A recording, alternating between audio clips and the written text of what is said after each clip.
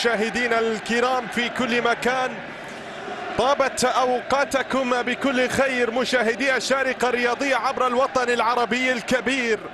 أهلا وسهلا ومرحبا بكم معنا هنا، نلتقي وإياكم في دولة الإمارات العربية المتحدة، وبالتحديد هنا في هذه الأمسية الكبيرة. هنا حارس المرمى ياسين بونو، أحد الحراس الكبار، نعم، من يتواجد هناك مع فريق اشبيلية وأيضا مع المنتخب المغربي. صافرة وبداية الأبرز الأسماء عبد الرزاق حمد الله اللي عاد من جديد لقائمة المنتخب المغربي. لاحظ الكرة، الله المحاولة، لكن حارس المرمى، نعم، الهدف الأول.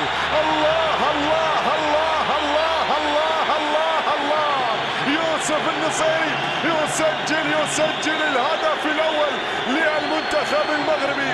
نعم، بعد المحاولات وبعد الكرة الأولى والثانية من حارس المرمى الابعاد، لكن هنا يوسف هو من يدون في الشباك.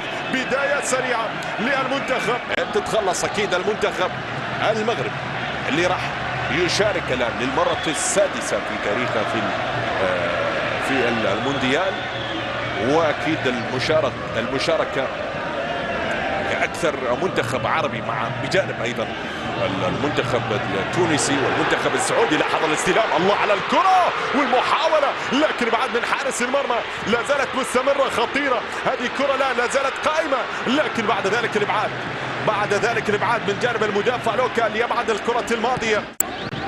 فيها نقلة في منتصف الملعب، نقلات من جانب المنتخب المغربي. حكيم زياش لعبها كرة في الطرف الأيمن، انطلاقة أشرف حكيمي، هذه خطيرة.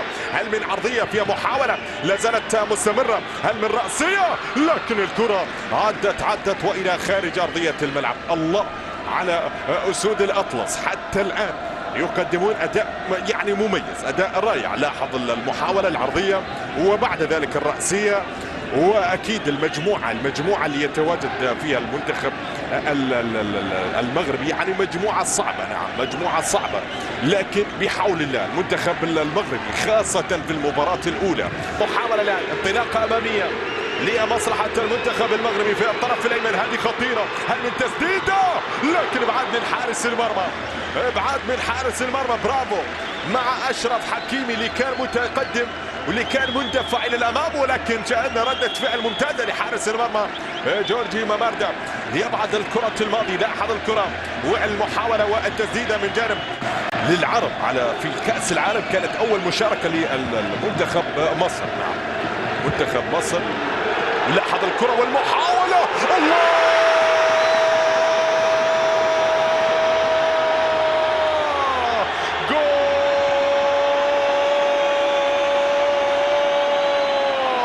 هدف عالمي. الله الله الله الله الله، هدف عالمي، نعم، يسجل الهدف عن طريق اللاعب حكيم زياش.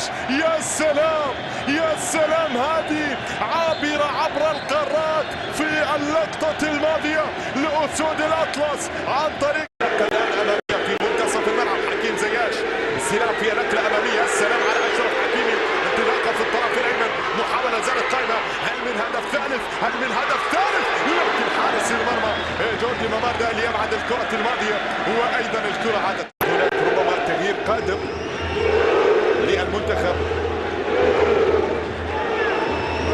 الجورجي. لاحظ هنا استلام للكرة من اللاعب يوسف النصيري اللي حاول، وبعد ذلك التألق لحارس المرمى.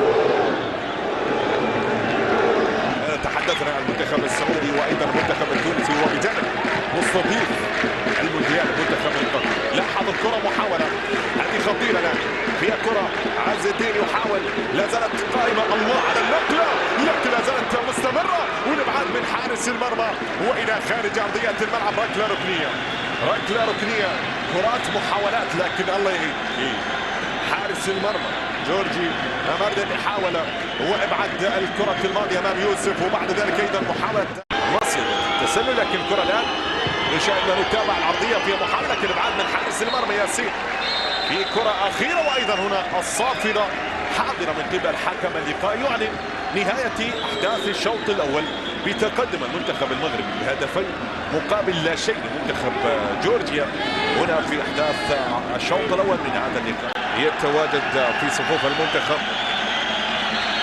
الوطني. لاحظ الان صافره وبدايه احداث، وايضا النتيجه رائعه للمنتخب المغربي. نقل الكره في الطرف الايمن، حكيم زياش استلام للكره في محاوله زياش يلعبها استلام من جانب اللاعب عبد الرزاق حمد الله. عادت الكره الان لحكيم يلعبها نقله اماميه، لكن الكره مرت والابعاد. تواجد مع فريق الهولندي. نعم، لاحظ الكره والمحاوله راسيه، لكن الكره مرت بجوار القائم والى خارج ارضيه الملعب. الى خارج ارضيه الملعب. محاوله من جانب اللاعب بلوكا اللي حاول في اللقطه الماضيه، لكن الكره بجوار القائم في الكره الاخيره.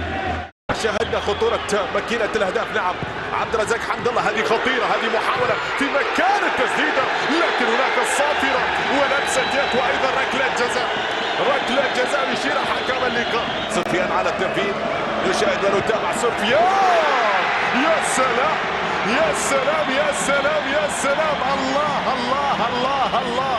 نعم، الهدف الثالث الآن لأسود الأطلس عن طريق اللاعب سفيان بوفال، هو من يسجل بهذه النتيجة الإيجابية. كرة مستمرة، محاولة الآن، لكن كرة بعد ذلك عادت مقطوعة. انطلاقة أمامية، يا سلام على الارتداد، هذه محاولة خطيرة.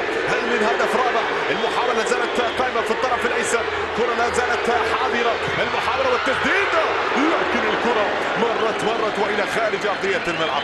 يحيى لعبها مباشرة باتجاه المرمى. نعم، المحاولة ويعني الكرة كانت خطيرة. المطالبة هناك في الطرف الأيمن مع انطلاقة اللاعب اللي كان مندفع في الطرف الأيمن جواد اليامق، وأيضا لكن هنا التسديدة ومرت بجوار القائم وإلى خارج أرضية الملعب. وكل في عمل، في شغل في أرضية الملعب أكيد للاعبي المنتخب وأيضا مع المدرب وليد. نعم، وليد الركراكي. لاحظ الكرة والمحاولة لا زالت مستمرة، هذه خطيرة يا أنس، هذه كرة هل من هدف رابع؟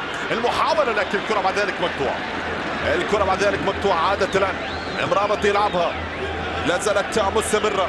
هنا الياس جير اللي يشارك من خلال الشوط الثاني. نعم، التغييرات من جانب المدرب. هنا المحاولة هل من رأسية، لكن الكرة إلى حارس المرمى. اللقطة الماضية نشاهد ونتابع الراية، أعتقد الراية. نعم، الراية كانت موجودة في لحظة